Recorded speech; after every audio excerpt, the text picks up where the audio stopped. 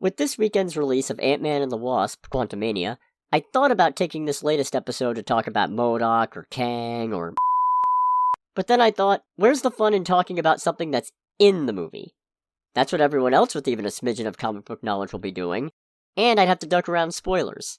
So instead, I'm going to talk about something Ant-Man adjacent that has nothing to do with the MCU, and that would be the Irredeemable Ant-Man, Eric O'Grady.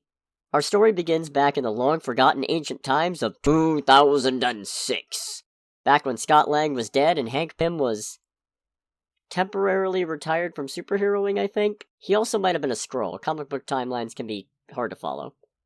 Anyways, Pym was working on a new Ant-Man suit for S.H.I.E.L.D., only to be accidentally knocked out by a member of his own security detail, terrible human being Eric O'Grady.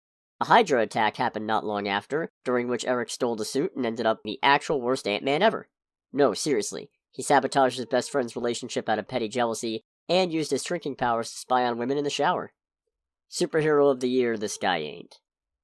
Eventually, he was able to clear his name for the theft of the suit that he totally committed by framing Mitch Carson, the S.H.I.E.L.D. agent tasked with tracking him down, and who we've actually seen in the movies.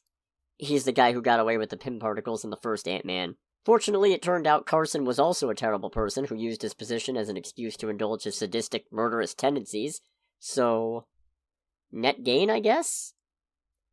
After this, Hank Pym, definitely the Skrull this time, recruited him for their 50-state initiative, and since then he's gone on and become a member of Norman Osborn's Thunderbolts, only to turn on them because as it turns out, Osborn is a worse person than he is, and Captain America's Secret Avengers Black Ops team once Osborn was deposed.